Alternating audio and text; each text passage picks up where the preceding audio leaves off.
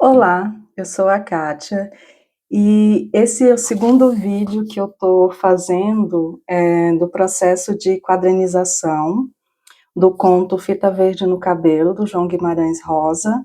No primeiro vídeo a gente leu, analisou o conto e agora a gente vai partir para a roteirização e fazer um storyboard para guiar o desenho do material. Vamos lá? Então, do que tinha sido decidido, a partir da leitura do conto, vamos colocar aqui só para a gente lembrar. A gente tem que produzir imagens no tamanho 1800 por 80, pensando na publicação do Instagram. Vão ser mais ou menos 13 quadros ou páginas. Lembrando que a gente tem um limite de até 20 imagens no carrossel do Instagram. E a gente tem a história dividida da seguinte forma: a gente tem uma primeira parte que é a apresentação, que é a menina saindo da aldeia.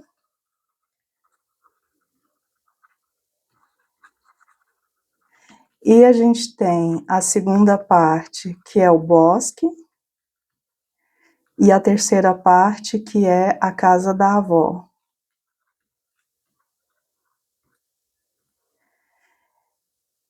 Lembrando que em termos de proporção, se a gente for, vamos supor, a gente ter uma página para casa, para a menina saindo da própria casa na aldeia, a gente teria uma página, aproximadamente duas para o bosque, e a maior parte, que é esse processo de amadurecimento da menina, na terceira parte. Então, a gente tem que pensar em termos de proporção essa estrutura para a nossa história.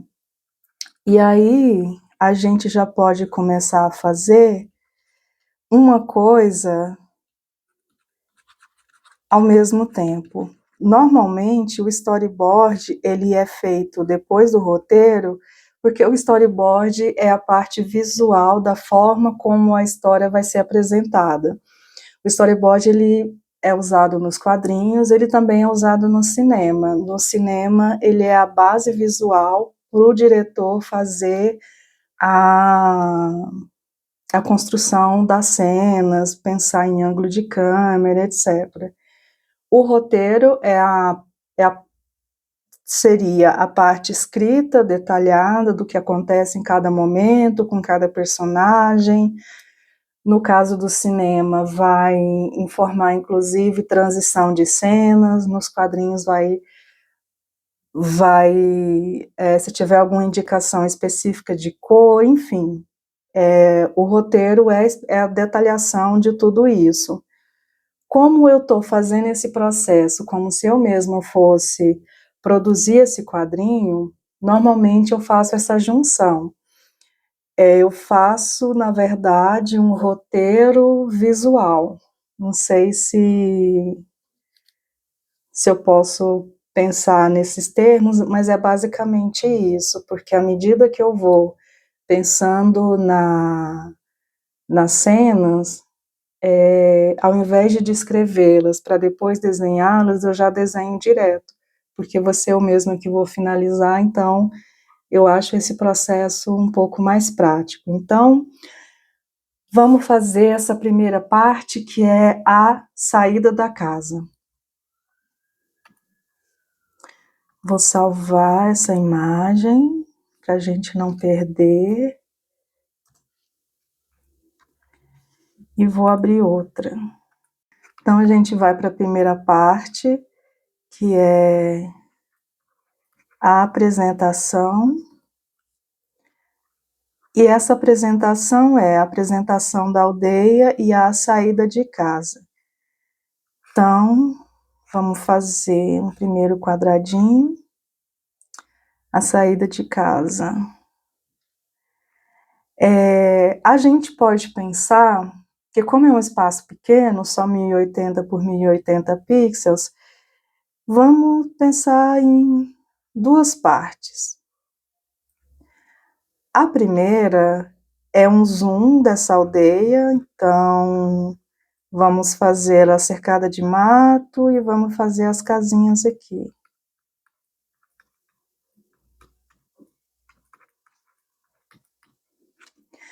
E a menina saindo de casa. Para fazer a menina saindo de casa, a gente pode fazer uma cena mais simples, de simplesmente a mãe na porta, dando tchau, e a menina saindo de casa.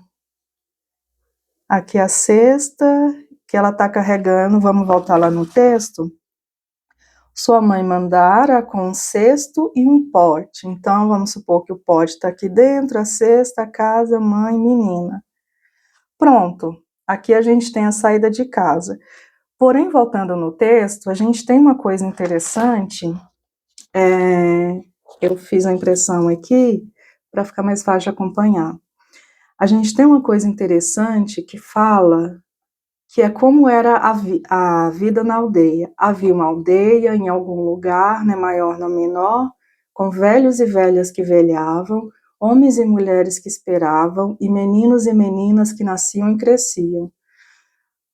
Ou seja, é um lugar que as pessoas nascia, crescia, vivia e morria. E como que eu vou representar isso sem pegar esse trecho e colocar isso? Porque eu posso simplesmente incluir aqui na parte textual. Deixa eu pegar a borracha aqui. Designar que aqui tenha um recordatório e dentro tem esse texto. Havia uma aldeia com mulheres, tarará, tarará, tarará, tarará. E aqui eu posso fazer a descrição de como é a vida nessa aldeia. Ou, se eu quero usar o texto do menor jeito possível, eu posso pensar em tentar fazer isso de alguma forma visual. As pessoas aqui estão falando do ciclo essa forma das pessoas viverem é o ciclo da vida, correto? Então eu posso pensar que ter essa apresentação aqui, mas eu acho que está faltando, se eu tirar o texto aqui, eu posso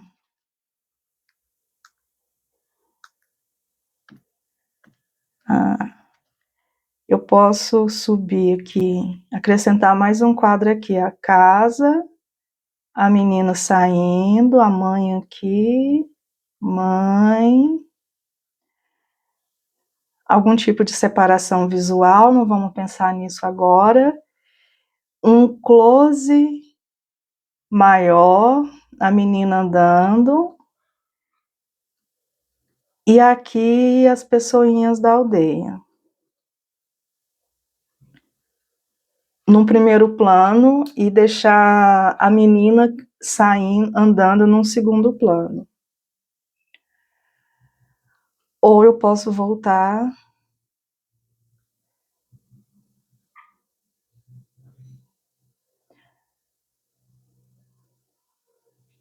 Eu estou pensando aqui, se aproxima e vai, se faz sentido. Mas enfim, vamos continuar com essa ideia.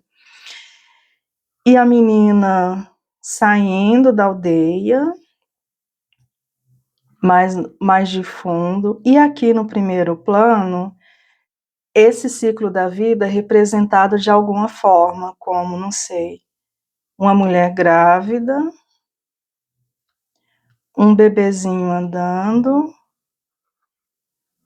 uma idosa aqui, junto dela um homem, alguma coisa assim, colocar mais outra pessoa andando aqui,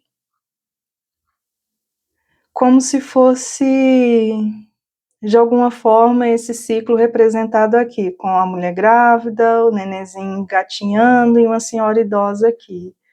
Idosa. e a menina, a fita verde aqui, e aqui já ser a saída da aldeia. Aí, entre essa saída da casa e a entrada no bosque, eu acho que podia ter mais uma, uma página para servir essa travessia, que é a escolha que ela faz, porque tem um ponto aqui que explica o caminho que ela escolheu. E ela mesma resolveu escolher tomar este caminho de cá, louco e longo, e não o outro, encurtoso. E aí ela entra no bosque. Para representar essa escolha dela, a gente pode fazer uma coisa mais simples possível, que é uma encruzilhada.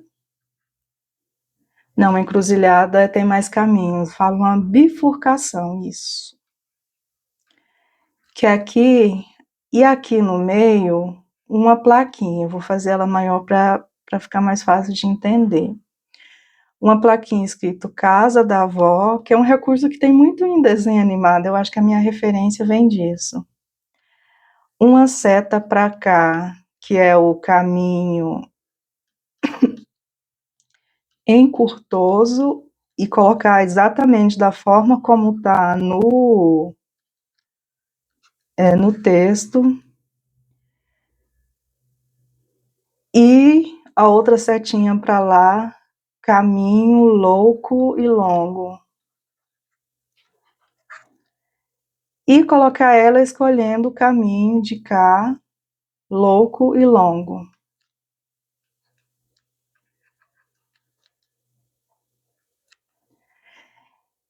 E aí esse ser o limiar da história, que a partir daqui começa a segunda página, a segunda parte, que é ela no bosque. Então a gente pode fazer, não sei, para mostrar que é a saída da aldeia, que tem essas duas escolhas de caminho. Então eu acho que a gente já tem essa primeira parte. Eu vou salvar. Deixa eu colocar.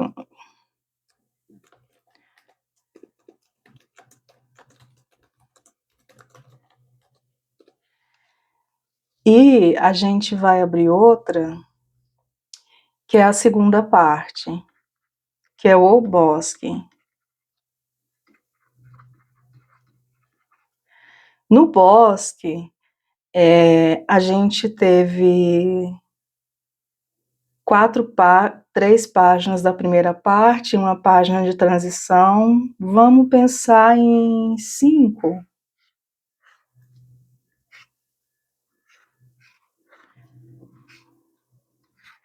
Não, vamos contar só a parte 6. Vamos contar só a parte da saída mesmo, sem contar de transição. Então, vai ser mais 4 páginas. E aí, nessas 4 páginas, que eu acho que é a descrição que é mais fantástica e que vai ser difícil de escrever como que isso vai ser, porque aqui a forma como o João Guimarães narra, ela é muito, muito poética, é muito lúdica, então colocar isso em imagens eu acho que vai ser uma parte bem, bem difícil, mas vamos tentar formar algumas imagens aqui. Saiu atrás de suas asas ligeiras, sua sombra também vinha-lhe correndo, em pós. Divertia-se com ver as avelãs do chão não voarem.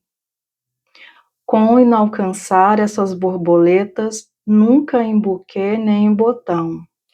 E como ignorar-se cada uma em seu lugar as plebeinhas flores, princesinhas incomuns, quando a gente tanto por elas passa, vinha sobejadamente.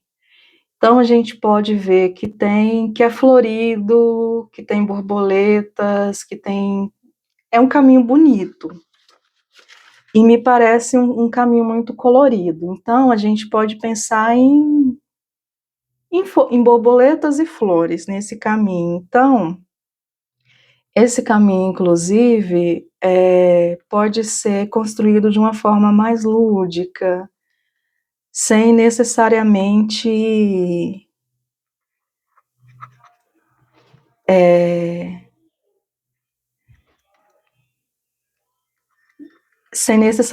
ter uma divisão rígida entre as cenas. Então, não sei, pode ser ela andando na floresta, e borboleta, e flor, coisinhas no chão. Lembrando que em algum momento dessa cena, ela vai perder a fita verde no cabelo, que ela vai só notar quando ela chega na casa da avó. Que ela nota quando ela entra. Então, em algum momento a gente pode pensar numa cena da fita engarranchar em algum galho, alguma coisa, ela distraída. Vocês veem que eu tô desenhando coisas aleatórias aqui, porque eu não tenho ideia visual de como isso pode ficar. Mas a ideia é ser uma coisa lúdica, colorida, enfim, vai ter que procurar muita imagem, muita referência, enfim. Tá ela aqui, passou pelo bosque, a página de transição. Na transição, aqui no texto não fala se para chegar na casa da avó, ela passou por dentro dessa outra aldeia. Só fala que ela demorou para dar com a avó em casa, mas não fala, só fala do como foi esse caminho no bosque que ela chega na casa. Então, vamos supor que ela saia do bosque e que a casa já apareça. Então, vamos colocar ela aqui, a casinha da avó, ainda nesse tudo colorido, tchururu, tchururu e tal. Então, a gente completou a segunda parte, que é o bosque. E essa parte tem 4 páginas de andamento, mais uma de transição, que é ela chegando na casa. Vamos salvar.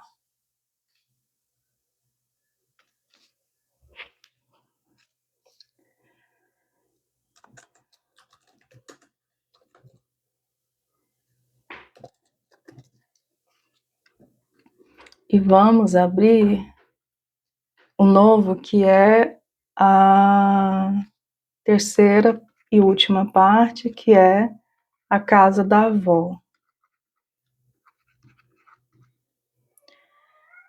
Então, no bosque a gente tinha 4 páginas, mais uma de transição, então a gente pode pensar aqui em 5 páginas.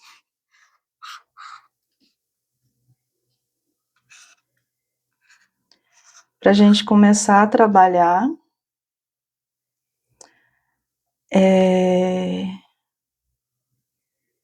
E pensar mais uma de encerramento, de fechar a história. Então, a primeira é a entrada na casa, e a última é ela, e a última é a fala dela: vó, eu tenho medo do lobo, tenho medo. Esqueci de uma coisa na segunda parte. Os lenhadores.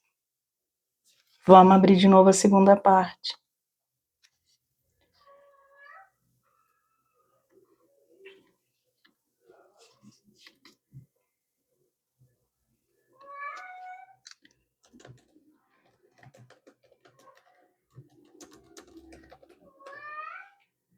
A segunda parte, em algum momento, ela passa pelos lenhadores e aqui fala: daí que indo no atravessar o bosque, viu só os lenhadores que por lá lenhavam, mas o lobo nenhum, desconhecido nem peludo, pois os lenhadores tinham exterminado o lobo. Então ela mesma era quem se dizia: vou a vovó com cesto e pote e a fita verde no cabelo, tanto que a mamãe me mandou. Então, tem outra coisa que fala aqui. A aldeia e a casa esperando a acolá, depois daquele moinho que a gente pensa que vê e das horas que a gente não vê que não são. Então é citado um moinho aqui também. Então, a gente pode pegar essa primeira parte,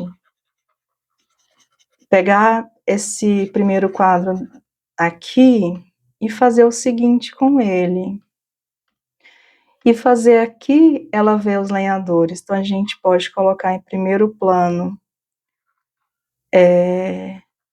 dois moços aqui cortando uma árvore, eu não sei como é que eu desenho.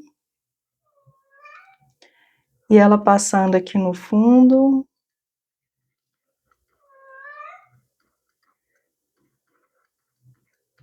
Tá. Vou colocar aqui. Às vezes a gente escreve legenda o que a gente desenhou para depois a gente lembrar. Então aqui ela vê os lenhadores. E como é que eu vou falar que os lenhadores exterminaram o lobo? Então, eu não sei. Eu pensei na coisa mais simples, eu vou até modificar essa cena aqui, que é simplesmente ter uma placa que é uma ideia idiota e depois se fazer outro lenhador aqui, não, acho que não precisa.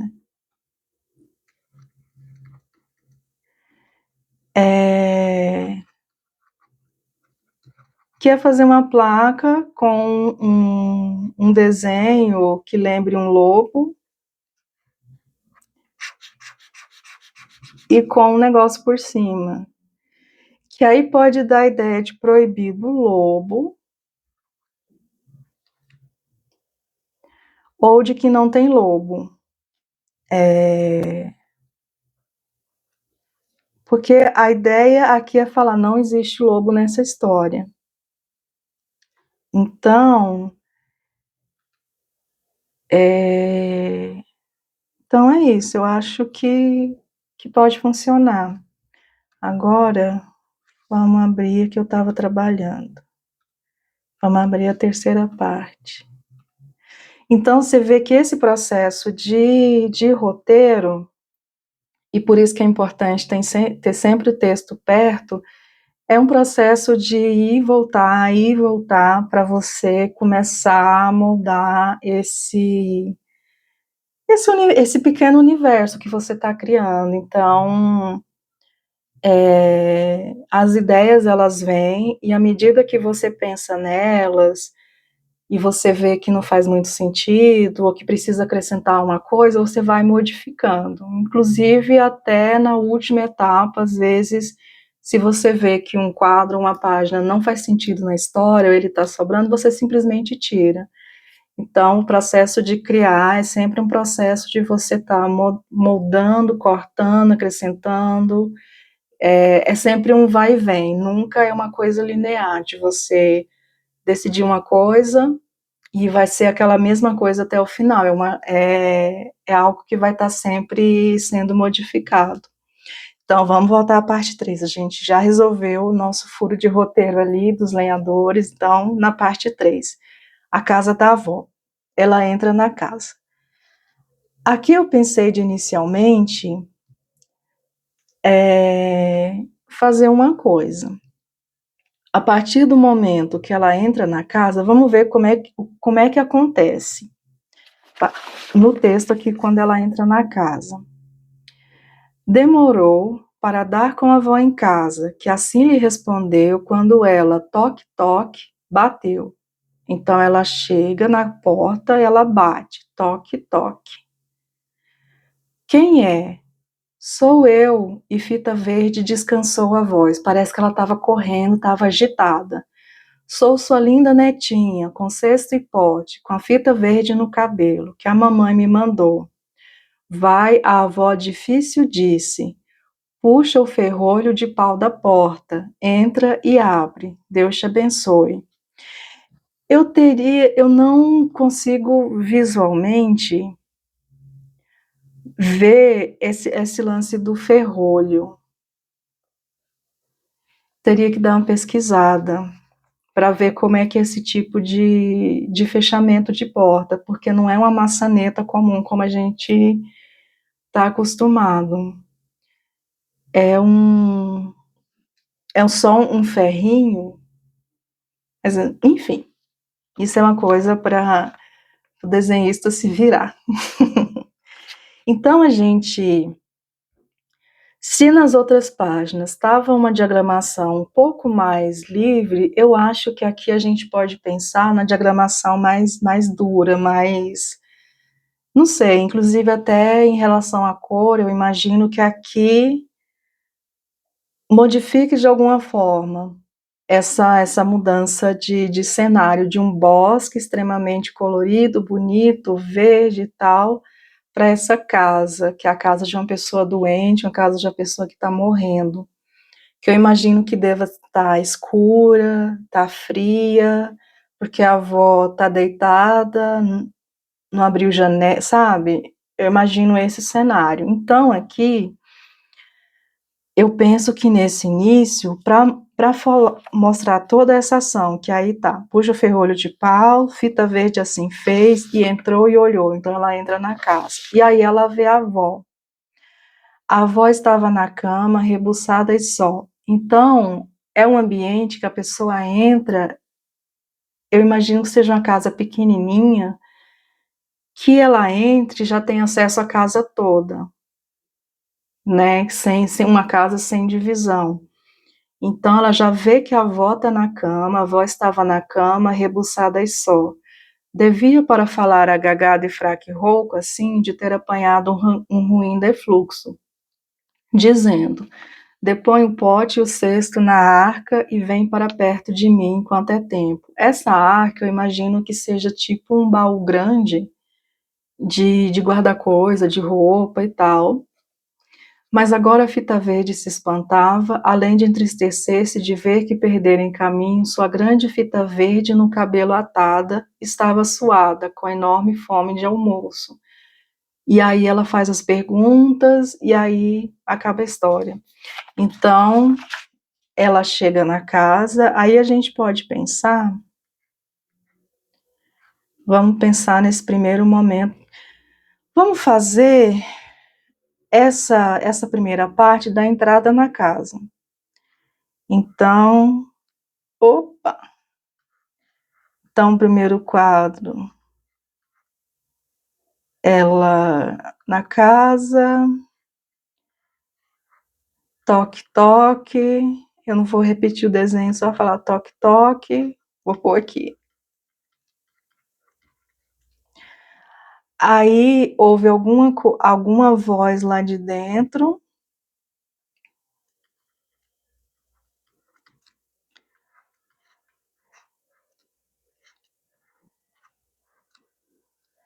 Aí aqui é ela abrindo a porta, ela entrando, quase fechando a porta, e aqui faz a virada, que a gente vai começar, que é uma coisa que eu pensei aqui, vamos ver se é interessante, ver a Chapeuzinho pelo ponto de vista da avó, então ver ela entrando dentro da casa. E aí, aqui, a gente então vai ver a cena pela perspectiva da avó. Então a gente pode fazer o braço da avó em primeiro plano, apontando para ela, a ponta da cama e a Chapeuzinho aqui, a fita verde. Será que em outros momentos eu falei Chapeuzinho? A fita verde, é porque, né, lembra Chapeuzinho. E vamos supor que a arca fica nos pés da cama, ela colocando a cesta e o pote aqui se aproximando mais.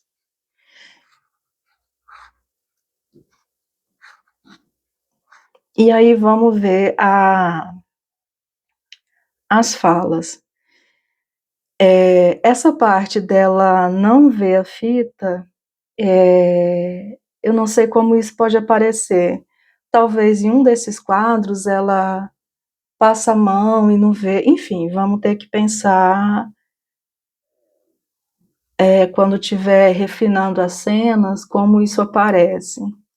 Mas eu vou deixar marcado aqui, ela percebe que a fita sumiu. Essa fita, ela tem que ser uma fita que ela fique bem demarcada, né? Eu falo isso visualmente, para ela conseguir perceber a falta, até mesmo, às vezes, quem está vendo, ou às vezes essa percepção de que a fita sumiu, o leitor é que tenha, enfim, a gente pode pensar. E aqui vai ser basicamente esse mesmo ângulo repetido da cama e ela interagindo com a avó. E aí a gente pode trazer os diálogos. O primeiro é: vovozinha, que braços tão magros. Vamos, que braços tão magros. E aí tem a resposta da avó: é porque. Tarará. Aí tem o outro: que lábios tão roxos. Que lábios, vovozinha, mas que lábios aí tão arroxeados. É porque não vou, porque não vou. Aí repete o mesmo ângulo aqui. O mesmo ângulo aqui. Vovozinha, e que olhos tão fundos. Olhos tão fundos. É porque já não estou te vendo. Já não estou te vendo. A avó ainda gemeu. Então, essa é a última fala da avó. E a gente pode dar um destaque para ela. Aqui nesse quadro,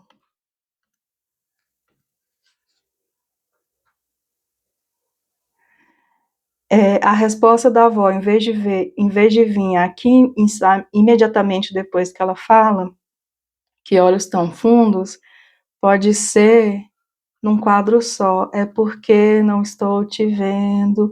E isso ser demonstrado visualmente, porque aqui fala, a avó ainda gemeu. Então, a forma de escrita pode ser algo assim, é porque não estou te vendo nunca mais, minha net. Ou seja, a fonte começar de um tamanho e ela ir diminuindo, como se o volume da voz da avó estivesse baixando até chegar no silêncio. E aí é que vem o desfecho. Aqui a gente ainda pode continuar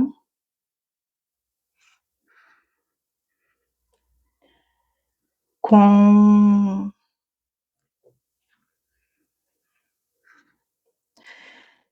que aqui é o momento que ela vai perceber. Então,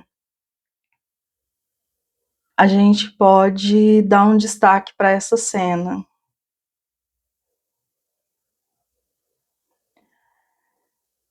E aí a gente repete a cena,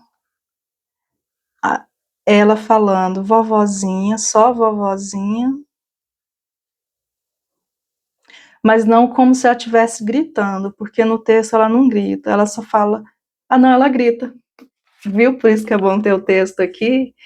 Fita verde mais se assustou, como se fosse ter juízo pela primeira vez. Vovó gritou, vovozinha, eu tenho medo do lobo. Então, A gente pode pôr vovozinha.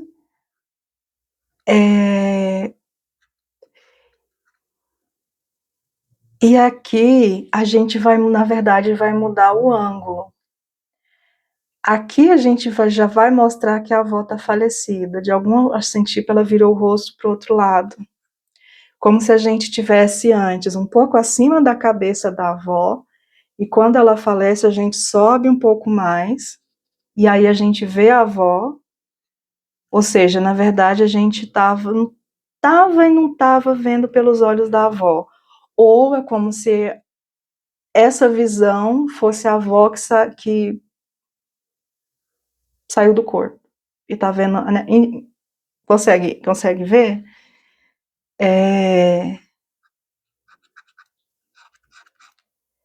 Tá.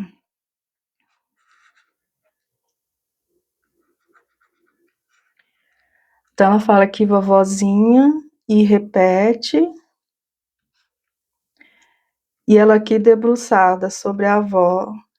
Eu tenho medo do lobo.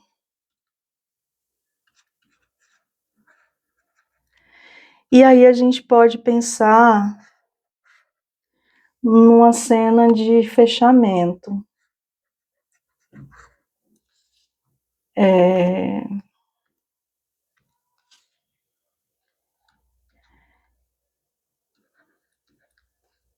Que eu não sei qual é. Porque aí tem uma frase depois que ela fala, vovozinha, eu tenho medo do lobo, tem a frase, mas a avó não estava mais lá, sendo que demasiado ausente, a não ser pelo frio, triste e tão repentino no corpo. E aí...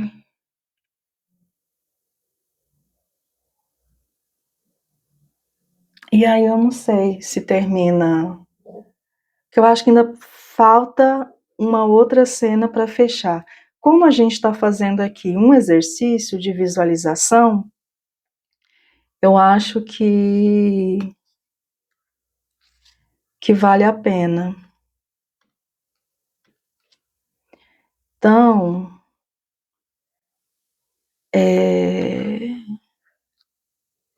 e aí eu penso que se a gente está vendo do ponto de vista da avó que está subindo, se a gente vê o teto da casa,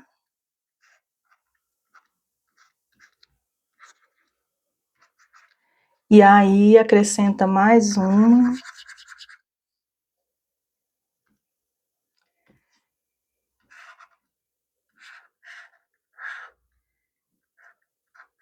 e aí dá um big zoom aqui,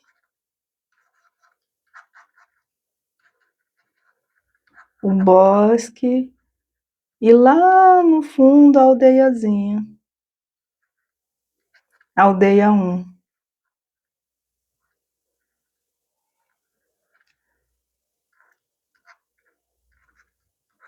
Porque eu gosto de final que ele não é cíclico, mas sabe que ele remete ao início, eu gosto desse tipo de fechamento. E o próximo passo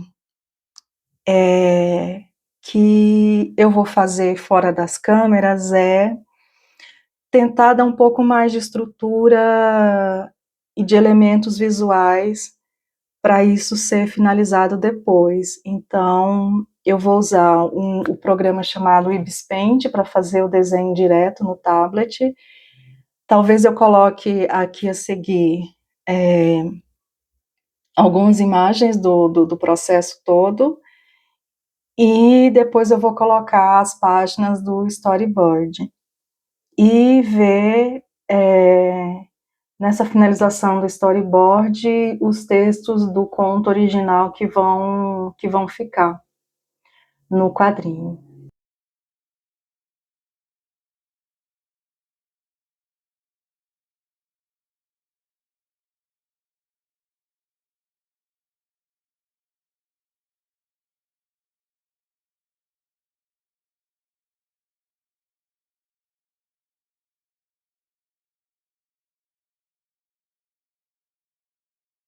Bom, Então foi isso, esse foi o resultado, o storyboard final.